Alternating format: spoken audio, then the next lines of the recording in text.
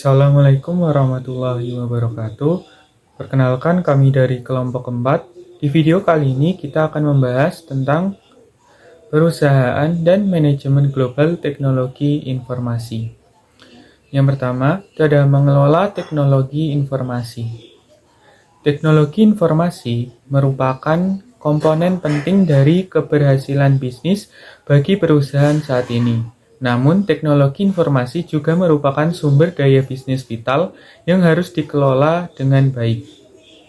Cara mengelola teknologi informasi, yang pertama, mengelola pengembangan dan implementasi bersama strategi bisnis. Yang kedua, mengelola pengembangan dan implementasi aplikasi dan teknologi bisnis. Yang ketiga, mengelola organisasi IT dan infrastruktur IT. Lalu selanjutnya ada proses perencanaan bisnis. Yang pertama itu ada pengembangan strategi. Mengembangkan strategi bisnis yang mendukung visi bisnis perusahaan. Misalnya, menggunakan teknologi informasi untuk menciptakan sistem bisnis inovatif yang berfokus pada nilai pelanggan dan bisnis.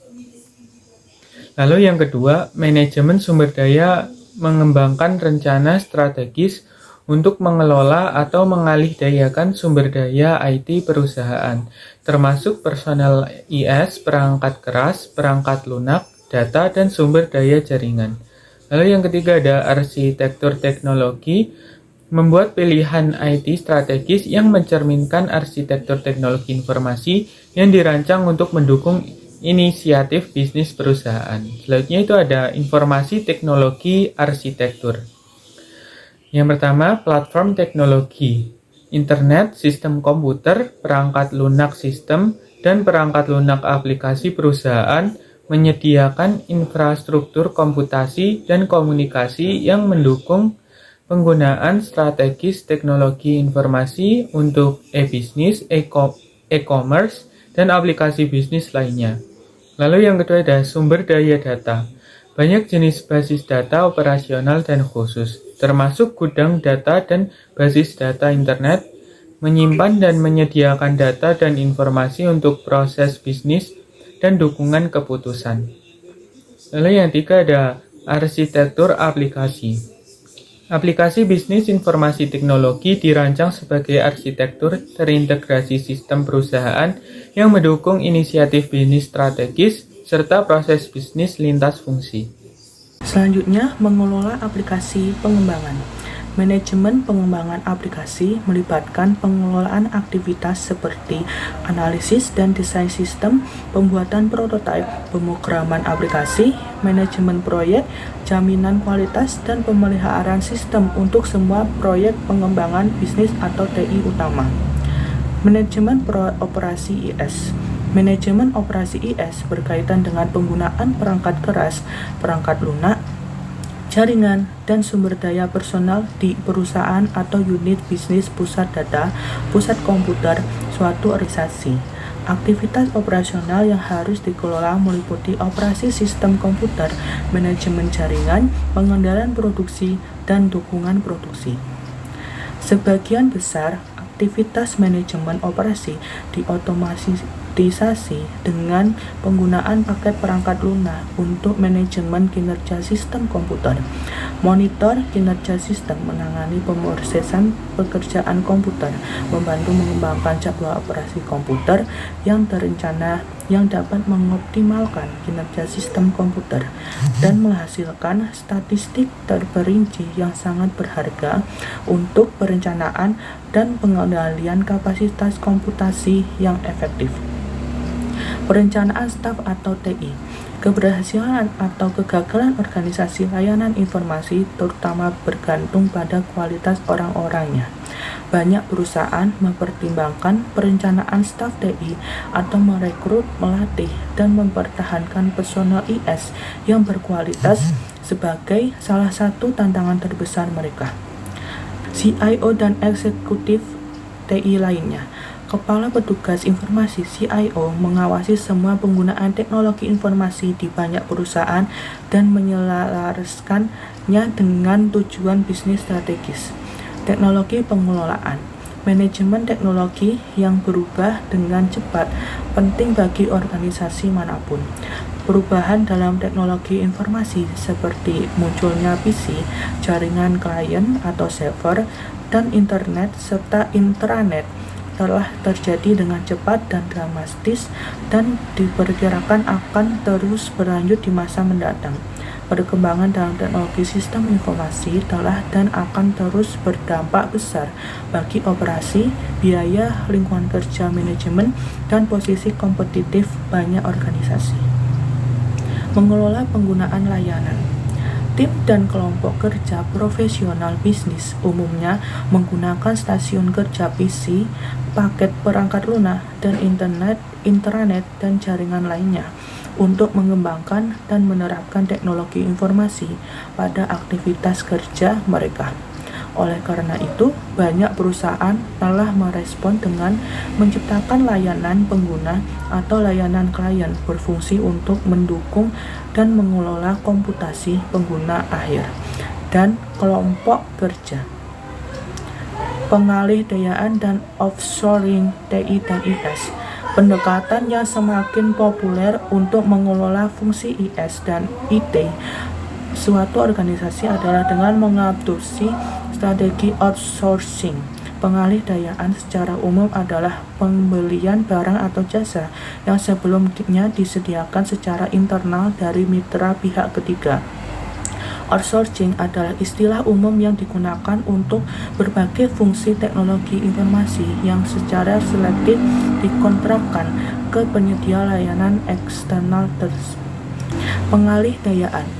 Pengalih-dayaan dapat didefinisikan sebagai relokasi proses bisnis organisasi, termasuk produksi atau manufaktur, ke lokasi berbiaya rendah, biasanya di luar negeri. Offshoring dapat dipertimbangkan dalam konteks produksi alih daya atau layanan alih daya. Tren outsourcing dan pengalih-dayaan. Sementara di masa lalu, banyak motivasi untuk melakukan outsourcing dan outsourcing berbagai bagian dari operasi TI atau IS suatu perusahaan didorong terutama oleh biaya. Tren yang lebih baru dan meresahkan adalah meningkatnya motivasi untuk menemukan bakat TI atau IS yang sangat berkualitas. Yang selanjutnya yaitu kegagalan dalam teknologi pengelolaan. Pengelola teknologi informasi dalam organisasi seringkali menghadapi tantangan yang signifikan yang dapat mengakibatkan kegagalan dalam pengelolaan. Berikut ini beberapa faktor penyebab dari kegagalan manajemen TI tersebut. Yang pertama itu karena penggunaan teknologi informasi yang kurang efektif. Banyak perusahaan menggunakan TI hanya untuk mengotomatisasi proses bisnis tradisional tanpa mengembangkan proses e-bisnis yang inovatif. Hal ini mengakibatkan kurangnya interaksi dengan pelanggan, pemasok, dan mitra bisnis, serta menghambat potensi pertumbuhan melalui e-commerce dan sistem dukungan keputusan berbasis web. Yang kedua, penggunaan TI yang tidak efisien. Sistem informasi seringkali mengalami masalah seperti waktu respon yang lambat dan downtime yang sering terjadi. Hal ini disebabkan oleh manajemen proyek pengembangan aplikasi yang buruk, di mana profesional TI atau personal tidak mampu mengelola proyek dengan baik sehingga mengurangi efisiensi operasional. Yang selanjutnya yaitu pengelolaan keterlibatan. Solusi untuk kegagalan dalam fungsi sistem informasi seringkali melibatkan keterlibatan manajerial dan juga penggunaan akhir yang lebih aktif. Berikut ini beberapa langkah strategis yang dapat diambil untuk meningkatkan kinerja sistem informasi. Yang pertama, keterlibatan manajemen bisnis. Ini melibatkan manajemen bisnis dalam tata kelola fungsi sistem informasi ini sangat penting. Ini dilakukan dengan membentuk struktur tata kelola yang mendorong partisipasi aktif mereka seperti dewan eksekutif atau komite pengarah. Dengan cara ini, manajemen dapat berkontribusi dalam perencanaan dan pengelolaan penggunaan TI yang berdampak pada unit bisnis mereka. Yang kedua yaitu kebijakan keterlibatan manajer. Yang ketiga ini partisipasi penggunaan akhir. Ini mengikut sertakan penggunaan akhir dalam proyek pengembangan sistem adalah kunci untuk mengatasi masalah, penolakan, dan desain antar muka pengguna yang kurang. Partisipasi langsung mereka memastikan bahwa sistem yang dikembangkan memenuhi kebutuhan nyata pengguna dan meningkatkan adopsi sistem tersebut. Yang keempat, pengawasan keterlibatan. Dan yang kelima, ini pelatihan dan juga pengembangan. Ini memberikan pelatihan bagi manajer dan pengguna akhir tentang penggunaan dan manfaat TI dapat meningkatkan pemahaman mereka terhadap teknologi yang digunakan serta mendorong adopsi yang informasi adalah aspek penting dalam manajemen perusahaan yang berfokus pada penjelasan mengenai protokol TI, prinsip-prinsipnya serta kerangka kerja publik yang sering digunakan dalam implementasi. Tata kelola TI mencakup proses dan struktur yang memastikan bahwa teknologi informasi mendukung dan memenuhi tujuan organisasi. Nah, ini melibatkan pengawasan terhadap kinerja penggunaan dan juga risiko terkait TI serta memastikan bahwa semua pemangku keputusan strategis mengenai TI hanya ditangani oleh CEO atau manajer TI, tetapi juga melibatkan dewan direksi dan pemangku kepentingan lainnya. Nah, tujuan utamanya itu memaksimalkan nilai bisnis, juga pengurangan. Baik, selanjutnya ada kultural politik dan ekonomi tantangan. Bisnis seperti biasa tidak cukup baik dalam operasi bisnis global. Hal yang berlaku sama untuk manajemen teknologi bisnis global. Ada terlalu banyak realitas budaya, politik, dan geoekonomi yang harus dihadapi agar bisnis dapat berhasil di pasar global. Manajemen teknologi informasi global harus fokus pada pengembangan strategi teknologi informasi bisnis global dan pengelolaan portofolio aplikasi e-bisnis global, teknologi internet, platform basis data, dan proyek pengembangan sistem. Namun, para manajer harus juga menyelesaikan tugas ini dari perspektif dan melalui metode yang memperhitungkan perbedaan budaya, politik, dan geoekonomi yang ada saat melakukan bisnis internasional. Ada global business atau TI strategi.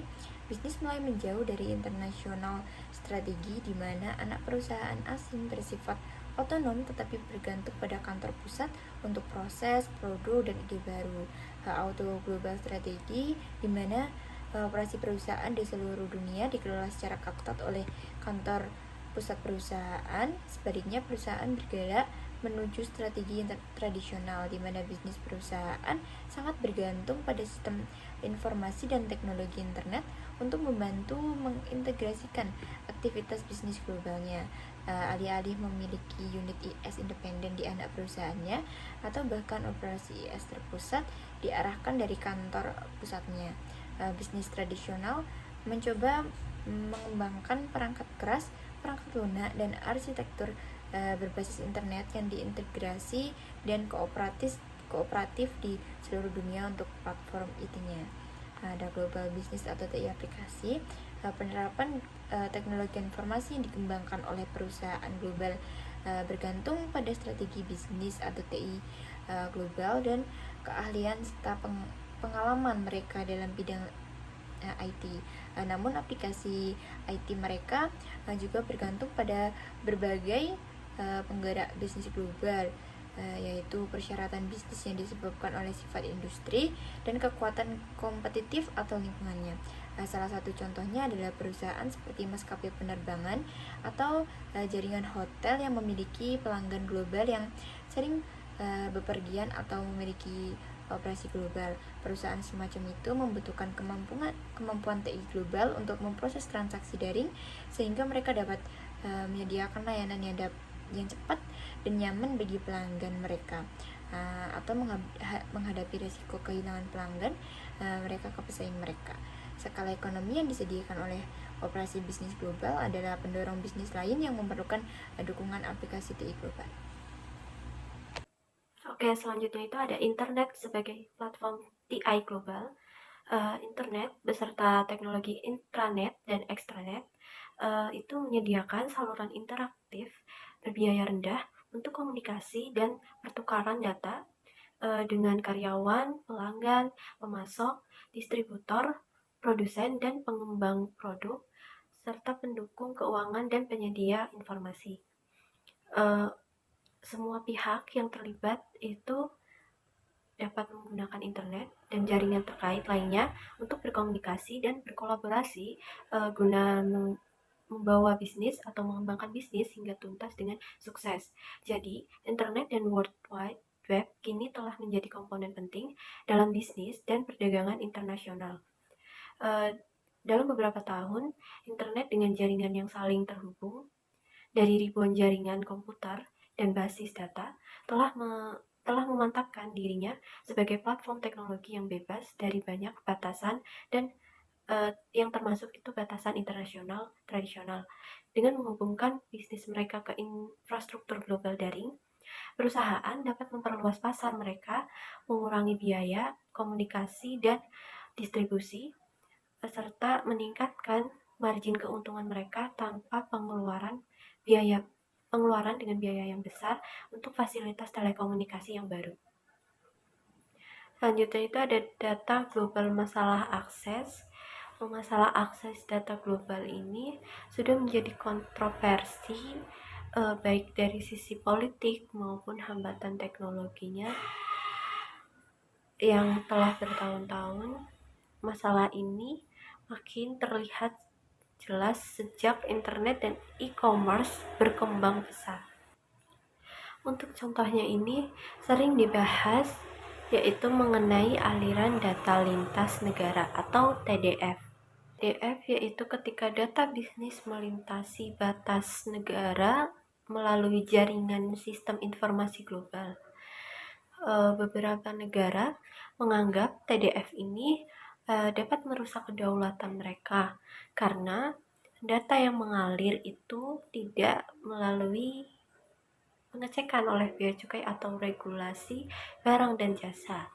Selain itu, ada juga yang merasa TDF ini dapat membuat industri TI lokal tidak terlindungi dari persaingan atau mengganggu aturan tenaga kerja untuk melindungi pekerja lokal. Banyak kasus yang terjadi dalam bisnis itu mengenai soal data pribadi yang ternyata memiliki dampak besar pada politik. Apalagi kalau data itu dipindahkan ke luar negeri untuk e-commerce atau mengelola sumber daya manusia. Untuk selanjutnya itu ada persyaratan privasi data ISUA. Yang pertama itu ada pemberitahuan tujuan dan penggunaan data yang terkumpulkan. Lalu yang kedua itu ada kemampuan untuk memilih keluar dari distribusi data pihak ketiga. Lalu yang ketiga itu ada akses bagi konsumen terhadap informasi mereka. Lalu yang keempat itu ada ketentuan keamanan, integritas data, dan penegakan hukum yang memadai. Lalu selanjutnya itu ada beberapa pembatasan pemerintah global terhadap akses internet. Pembatasan yang pertama itu adalah biaya akses pemerintah yang tinggi, contohnya itu pada negara Kazakhstan dan Kyrgyzstan. Lalu yang kedua itu akses yang diawasi pemerintah, contohnya itu pada negara Cina, Iran, Arab Saudi, dan Uzbekistan. Yang ketiga itu ada akses yang difilter pemerintah, contohnya itu pada negara Kuba, Irak, Tunisia, dan Leone. Lalu Vietnam. Lalu selanjutnya itu pembatasan tidak diizinkan akses publik itu seperti pada negara Myanmar dan Korea Utara. Mungkin sekian video penjelasan materi dari kelompok kami. Kurang lebihnya mohon maaf. Wassalamualaikum warahmatullahi wabarakatuh.